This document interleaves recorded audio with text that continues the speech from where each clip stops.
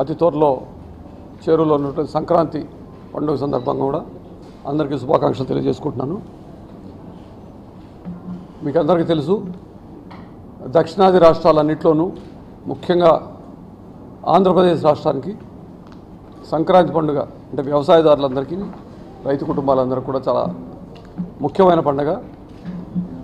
ఏ రాష్ట్రంలో మన వాళ్ళు ఉద్యోగ రీత్యా పనిచేసుకుంటున్నా లేదా కుటుంబాలు వేరే చోట సెటిల్ అయినా వారందరూ కూడాను ఈ పండుగకు ముఖ్యంగా వారి వారి స్వగ్రామాలకు వచ్చి సాంప్రదాయబద్ధంగా అనేకమైనటువంటి ఈ పర్వదినాల సందర్భంగా ఉన్నటువంటి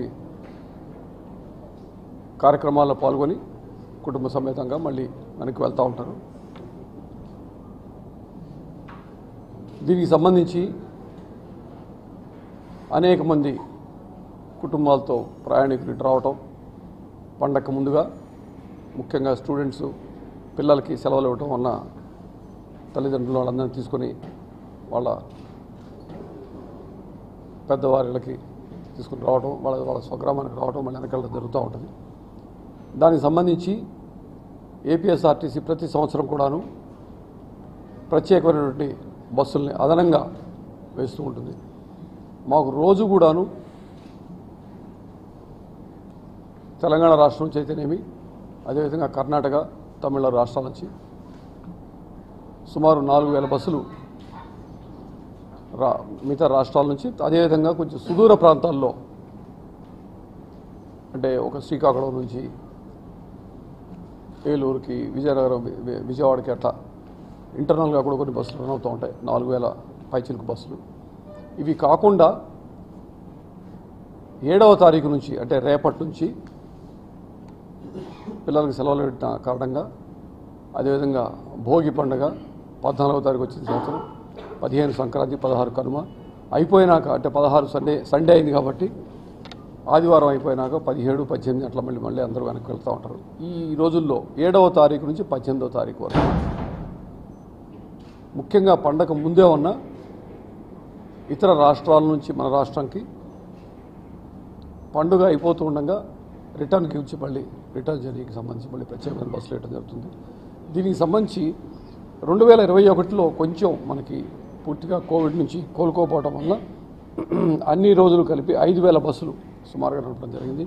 ఈ సంవత్సరం మేము 6900 బస్సులకి సిద్ధంగా ఉన్నాం. అంటే అన్ని బస్సులు ఒకే రోజు కాదు, రోజుకు సుమారు యావరేజ్గా ఒక 470 బస్సులు తిరుగుతాయి. ఇవి అదనపు బస్సులు.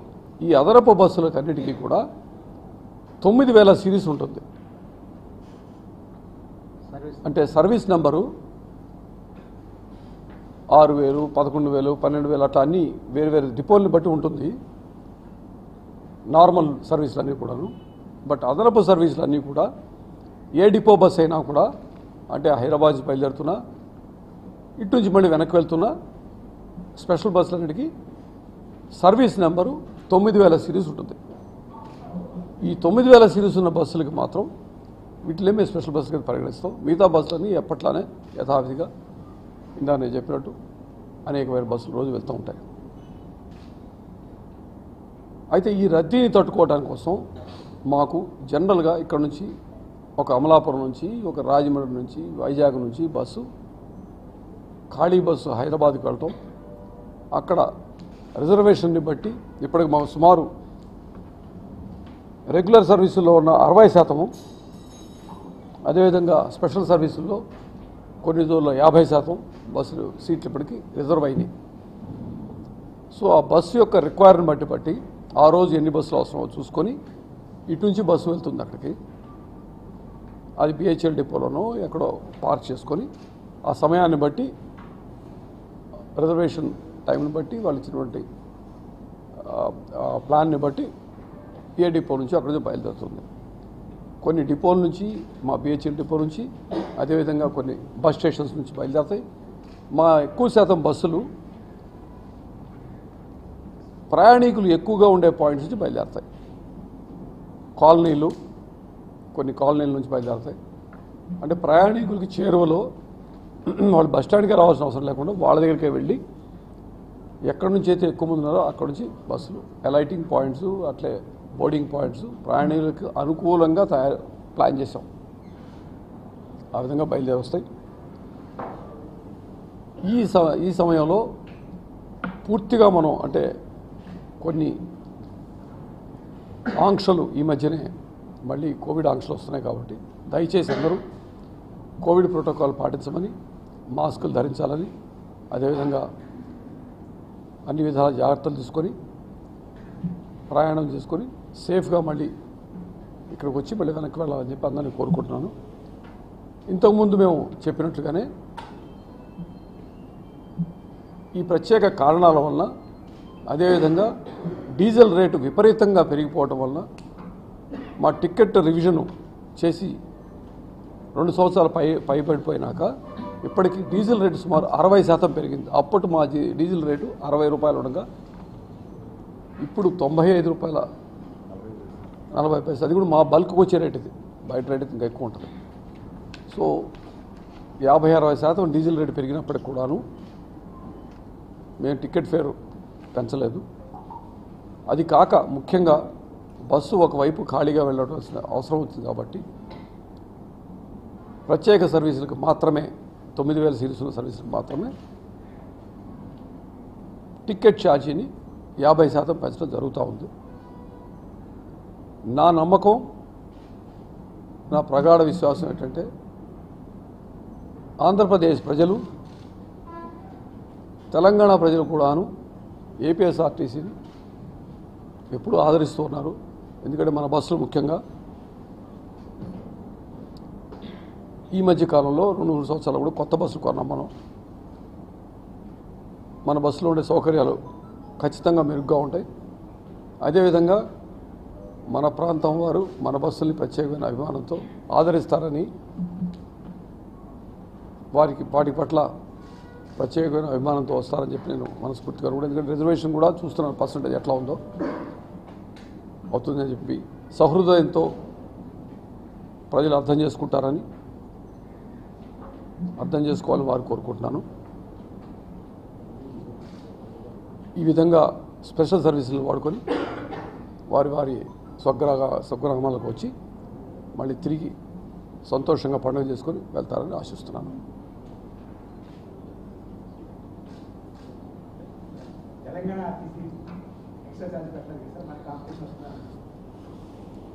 ఇక్కడ 2 విషయాలు నేను ప్రస్తావిస్తాను.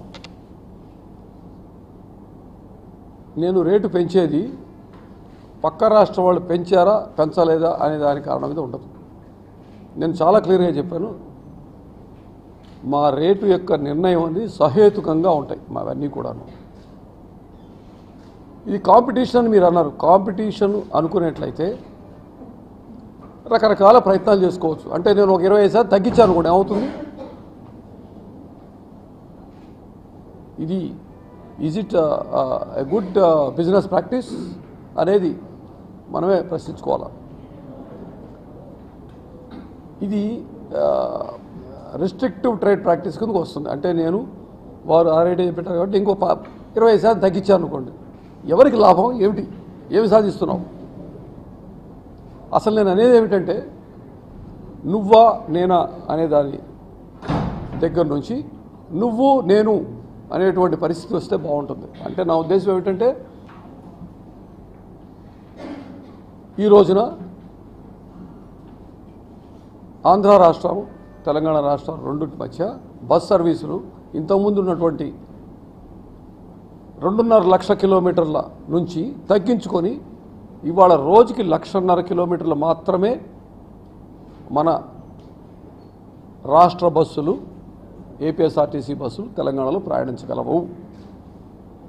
అదేవిధంగా తెలంగాణ రాష్ట్రం బస్సులు 1,60,000 కిలోమీటర్లు మాత్రమే ఇక్కడ మనకి రాగలదు. ఇది ఒక విధమైన ఒప్పందం మనం కుదుర్చుకున్నాం.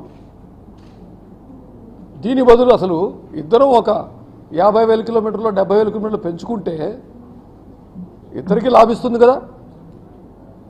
నెంబర్ 1. నెంబర్ 2, మనమిద్దరం నువ్వా నేనా అనుకొని వేరే వాళ్ళకి ప్రయోజనం జరిగే విధంగా ప్రయత్నించకుండా సమిష్టిగా కనుక చేసినట్లయితే రెండు రాష్ట్రాల ఆర్టీసీలు అభివృద్ధి పదంలోకి వెళ్తాయి కదా అని మాత్రం నేను ప్రశ్నిస్తున్నాను. మీకు రెండు విషయాలు చెప్తాను. నన్ను ఒకటి చెప్పాను, రెండో విషయం మీకు చెప్తాను.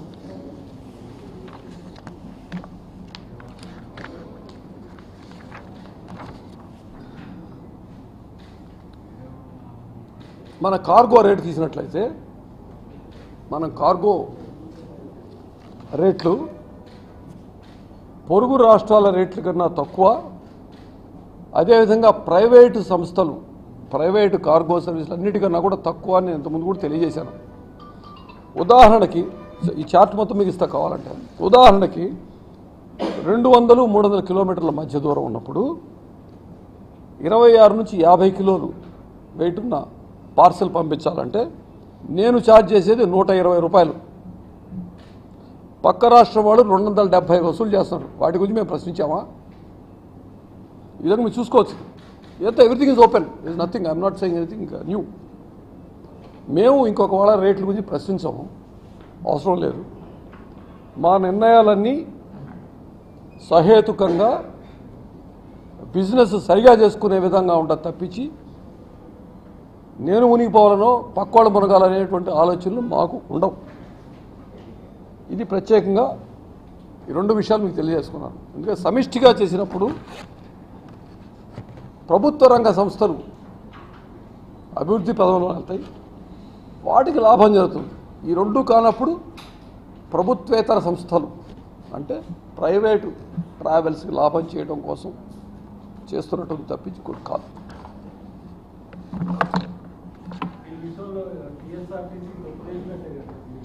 నేను ఎవరిని నిందించను, మిగతా వాళ్ళు చేసిన పని నేను చేయను.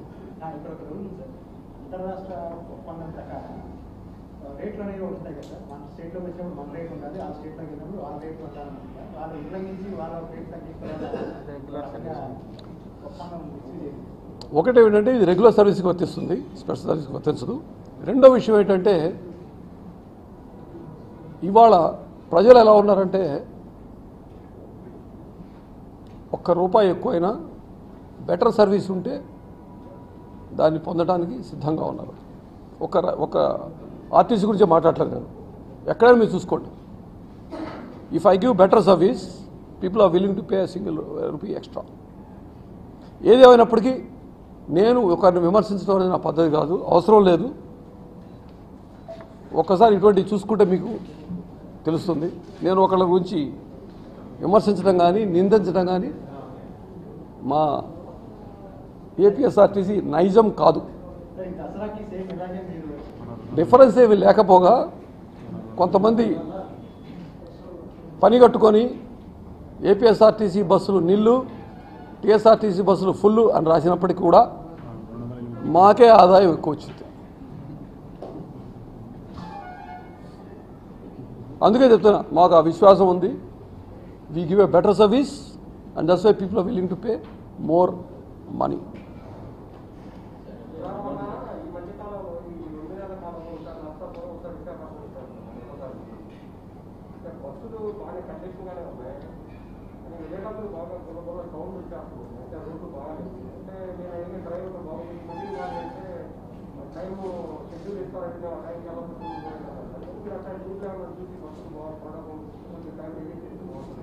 టైం పెంచమనా రెడ్యూస్ చేయమని, పెంచమని తగ్గించమని ఆల్రెడీ మేము ఆలోచిస్తున్నాం. ఎందుకంటే నేను అగైన్ మేము ఇప్పుడు ప్రత్యేకంగా మిగతా సర్వీసులని చూస్తూ ఉంటాం. ఒక పర్టికులర్ విమాన సర్వీసు గంట అవసరమైతే కూడా 1:20 నిమిషాలు పెట్టి మేము అనుకున్న టైం కన్నా ముందు వెళ్ళామని చెప్తుంటారు. ఆ విధంగా మేము కూడా అవసరమైతే పెంచాలని కూడా ఆలోచిస్తున్నాం. ఎందుకంటే దానివల్ల పెంచడం వల్ల అవుతుంది డిపార్చర్ అనేది చాలా ఇంపార్టెంట్. డిపార్చర్ మాత్రం టైంకి బయలుదేరాలి. బయలుదేరే సమయం పంక్చువాలిటీ ఉండటం చాలా అవసరం. మీరన్నట్టు అనేక కారణాల వల్ల ఒక్కోసారి గమ్యస్థానం చేరేటప్పుడు లేట్ కావచ్చు. దానికి సంబంధించి కొంత వెసులుబాటు ఇవ్వాలని మేము కూడా అనుకుంటున్నాం. ఖచ్చితంగా షెడ్యూల్స్ కొంచెం మారుస్తాం, కొంచెం లాంగర్ డ్యూరేషన్ ఇస్తాం ఖచ్చితంగా.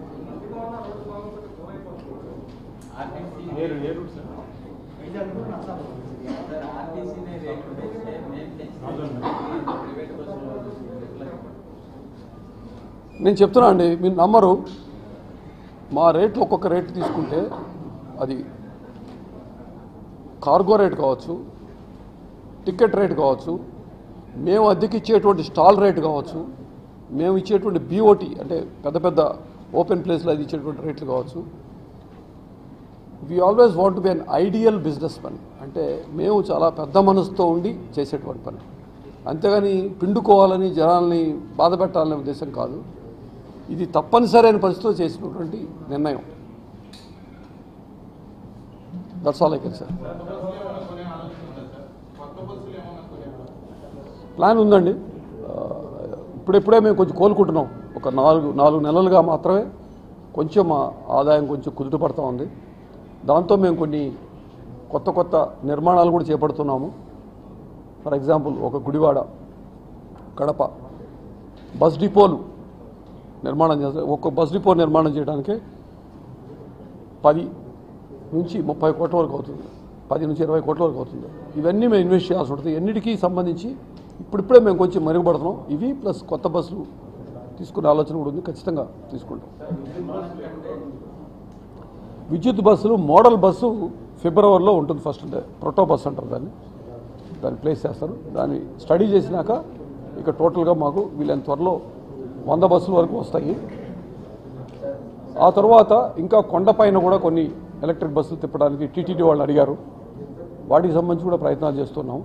ఈ రెండు అయిపోయినాక వీటి పనితీరు చూసి నెక్స్ట్ మేము అసలు బస్సెస్ని కొన్ని డీజిల్ బస్సుని ఎలక్ట్రిక్ బస్ కింద కన్వర్ట్ చేయడానికి దానికి కూడా ప్రణాళికలు సిద్ధం చేశాము.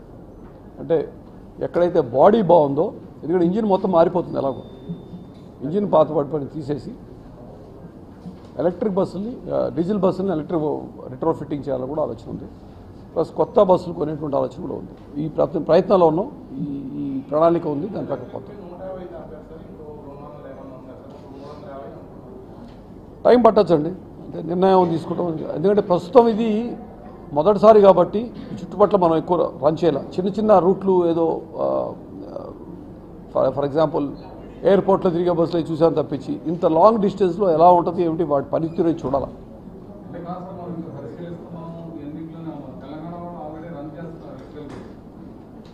ఎలక్ట్రిక్ బస్సెస్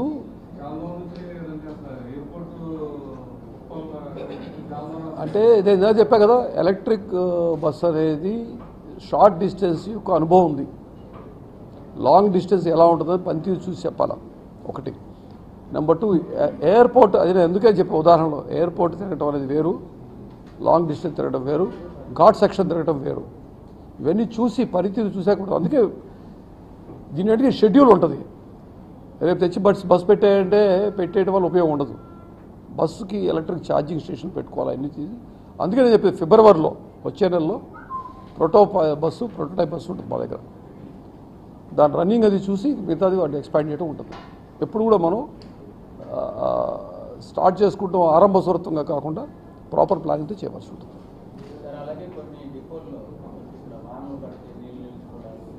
అవునండి, అవును. అదే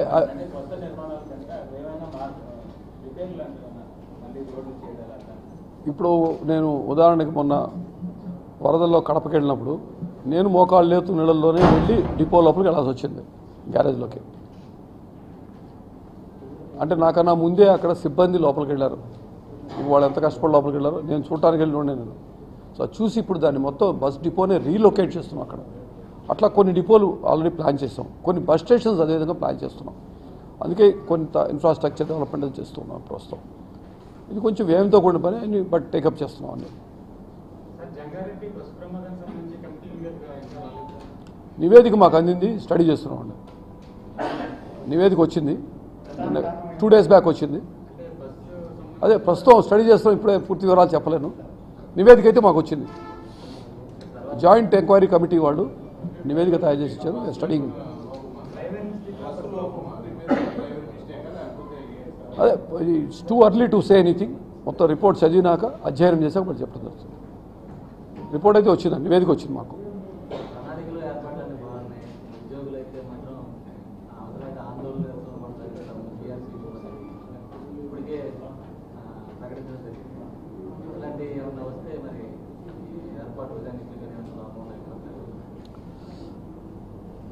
ఒకటి మాత్రం చెప్పగలండి, ఆర్టీసీ సంస్థలో ఉన్నటువంటి ఉద్యోగులందరూ, అది కార్పొరేషన్ అండి లేదా మేమంతా ఒక చెప్తే పీటీడీ ఎంప్లాయీస్, ఇప్పుడు వీఆర్ ఆల్ గవర్నమెంట్ ఎంప్లాయీస్, మా వాళ్ళందరూ అనేక కారణాల వల్ల చాలా సంతోషంగా ఉన్నారు. మిగతా రాష్ట్రాలతో పోలిస్తే కోవిడ్ టైంలో కూడా వాళ్ళకి వితౌట్ ఎనీ వెయిటింగ్ శాలరీ రావడం అనేది గొప్ప విషయం ఆ రోజున. ఒకటి. రెండవది, వారికి సంబంధించినటువంటి అనేక పెండింగ్ అంశాలు మీ దృష్టి కూడా వచ్చింది, ఒకసారి మీడియా దృష్టికి వచ్చి రాశారు మీరు. క్రెడిట్ కోఆపరేటివ్ సొసైటీ కింద అప్పు ఉందంట, ఇంకొక రాష్ట్రం క్రెడిట్ మూసివేత దిశగా సిసిఎస్ అని ఒక రాష్ట్రం గురించి. మనది ఎప్పుడు లేదు, మన సిసిఎస్ చాలా స్ట్రాంగ్గా ఉంది, నెంబర్ 1. నెంబర్ 2, సిసిఎస్కి మనం పడిన బకాయిలు మొత్తం పూర్తిగా చెల్లించాం. They are happy about it. అంతకుముందు పిఎఫ్లో కొంత బకాయిని పూర్తిగా చెల్లించాం. ఎస్బిటి, ఎస్ఆర్బిఎస్ అని వాళ్ళకి సంబంధించినటువంటి పెన్షన్ స్కీమ్ ఒకటి ఉంది. ఆ స్కీముకి సంబంధించి సెప్టెంబర్ 30 నుంచి రిటైర్ అవుతున్న ఉద్యోగులకి రిటైర్ అవుతున్నట్టుగా వారి ఎస్బిటి, ఎస్ఆర్బిఎస్ అమౌంట్స్ సెటిల్ చేసి ఇచ్చేస్తున్నాం. ఇది కాకుండా 2017కు సంబంధించిన పే రివిజన్ బకాయిలు చెల్లిస్తున్నాం. సో మేము అనేక విధాలుగా ఉద్యోగుల సంక్షేమం గురించి ఆలోచిస్తున్నాం, అనేక స్టెప్స్ తీసుకున్నాం. మా ఉద్యోగులు చిన్న చిన్న విషయాలకి రోడ్లు ఎక్కడం కానీ లేదా మీరు చెప్పిన ప్రణాళికలకి అవరోధం కల్పించడం కానీ చెయ్యరని నేను ప్రగాఢంగా విశ్వసిస్తున్నాను.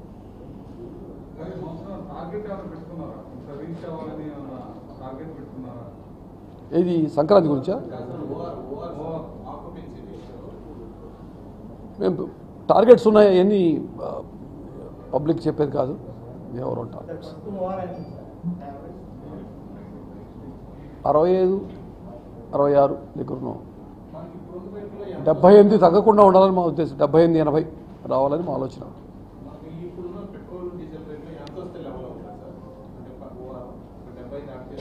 72 అని రావాలి, 72 రావాలి.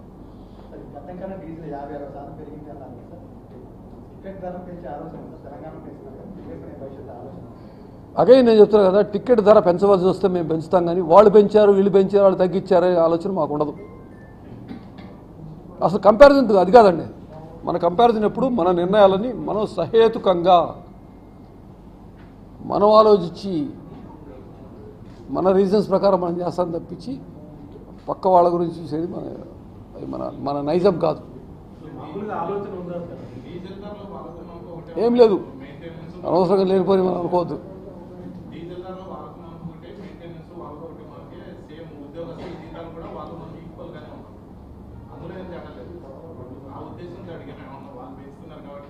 అదే వాళ్ళు పెంచారు కూడా మనం పెంచాం, వారు సరిగా మరి ప్రణాళికలు సరిగా వేసుకుంటే అంత పెంచవలసిన అవసరం వస్తుందో నాకు తెలియదు. మాకైతే బాగానే ఉంది ప్రస్తుతం.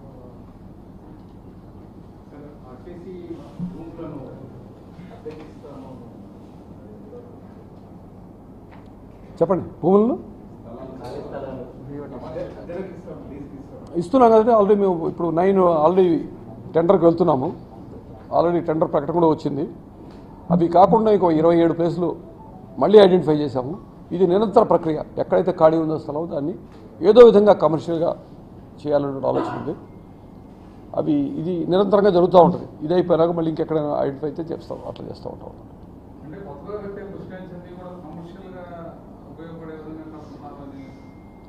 అన్నీ కాదండి, 4 అయితే ముందు ప్రయోగాత్మకంగా ఎలా ఉంటుందో చూడాలా, రెస్పాన్స్ ఎలా ఉంటుందో చూడాలా. ఆ 4 గురించి స్టడీ అయిపోయింది. వీళ్ళని త్వరలో, అంటే చాలా పెద్ద ప్రోగ్రామ్, ముఖ్యంగా తిరుపతి లాంటి దాంట్లో 13 ఎకరాల స్థలం ఉంది అక్కడ. దాంట్లో 14-15 ఫ్లోర్లో బిల్డింగ్ కట్టాల్సి వస్తుంది. బస్టాండ్ కింద ఉంటుంది మామూలుగా ఎప్పట్లానే, బట్ కమర్షియల్గా వెళ్తున్నారు. అప్పుడు మనకి అడిషనల్ రెవెన్యూ కూడా వస్తుంది. ప్రజలకు కూడా మెరుగైన సౌకర్యం, అంటే ఆల్మోస్ట్ లైక్ ఎయిర్పోర్ట్ లాగా సౌకర్యాలు ఉంటాయి, అన్ని సౌకర్యాలు ఉంటాయి. ఆలోచన ఉంది. ముందుగా 4 చోట్ల తిరుపతి, విశాఖపట్నం, కర్నూలు, విజయవాడ, ఈ 4 ప్రాంతాలు ముందు 4 చోట్ల ప్రయత్నిస్తాము. ఈ రెస్పాన్స్ని బట్టి మిగతా 4 చోట్ల కూడా ప్రయత్నించాలి.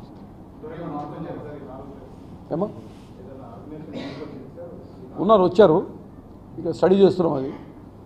అది వచ్చినాక టెండర్కి వెళ్ళాక ఎవరు ఎక్కువ రెంట్ ఇస్తారు, ఎవరు ఎక్కువ మాకు స్థలం, మాకు కావాల్సిన ఫెసిలిటీస్ కూడా ఉన్నాయి కదా. ముఖ్యంగా బస్ స్టేషన్కి సంబంధించినట్టయితే మాకుండేటువంటి ఆఫీసులు అవి ఒకటైతే ప్రయాణికులకు కావాల్సిన మినిమం కనీస సౌకర్యాలు కల్పించినాక ఆ తర్వాత ఆయన 3 ఫ్లోర్లు కట్టుకుంటాడా 11 ఫ్లోర్లు కట్టుకుంటా కట్టుకొని మాకు ఎక్కువ రెంట్ ఎవరు ఇస్తే వాళ్ళకి ఇస్తాం. ఓపెన్ టెండర్, గ్లోబల్ టెండర్కి వెళ్తాం. సో దాంట్లో ఎవరు ఎక్కువ రేటు ఇవన్నీ మాకు కనీస సౌకర్యాలు ఇచ్చినాక ఎవరు ఎక్కువ రేట్ ఇస్తే వాళ్ళకి కేటాయించడం జరుగుతుంది. థ్యాంక్స్ అండి.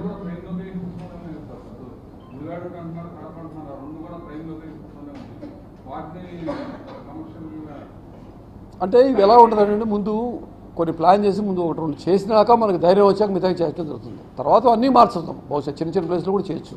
అక్కడ వచ్చే రెస్పాన్సిబిలిటీ వస్తుంది. అక్కడ ఏంటి ఆ ప్రాజెక్ట్ వయబుల్లా కాదా, అక్కడ అంత కమర్షియల్ యాక్టివిటీ ఉందా లేదా, 5 ఫ్లోర్లు 4 ఫ్లోర్లు కట్టుకొని ఎవరైనా ముందుకు వస్తారా, అలా కాకుండా మీకు ఆల్రెడీ కొన్ని ఫర్ ఎగ్జాంపుల్ విజయనగరంలో ఎస్కోటలో పెద్ద పెద్ద కాంప్లెక్స్లు వస్తున్నాయి, మాల్స్ వచ్చేస్తున్నాయి. అక్కడ విజయనగరంలో గోల్డ్ షాప్ దగ్గర నుంచి పెద్ద మాల్ వస్తుంది, మల్టీప్లెక్స్ థియేటర్లు అవన్నీ వస్తున్నాయి మా స్థలంలో. That's a different thing. So ఎక్కడ ఏది పొటెన్షియల్ ఉందో చూసుకొని వయబుల్గా ఉన్న చోట ఎంటర్ప్రైజెస్ కూడా పిలిచి వాళ్ళ దగ్గర నుంచి కూడా సూచనలు తీసుకొని అప్పుడు టెండర్ కట్టడం జరుగుతుంది. We have quite liability, quite a few liabilities. We'll take care of it. We'll take care of liabilities. We do have, we have a heavy baggage. We'll take care of it. It's not for the public. We do have a lot of problems, but then we are confident that we'll be able to come out from all the problems. Yeah, we got about 6,000 crores is liability, total liability put together. It's about 6,000 crores. Thank you.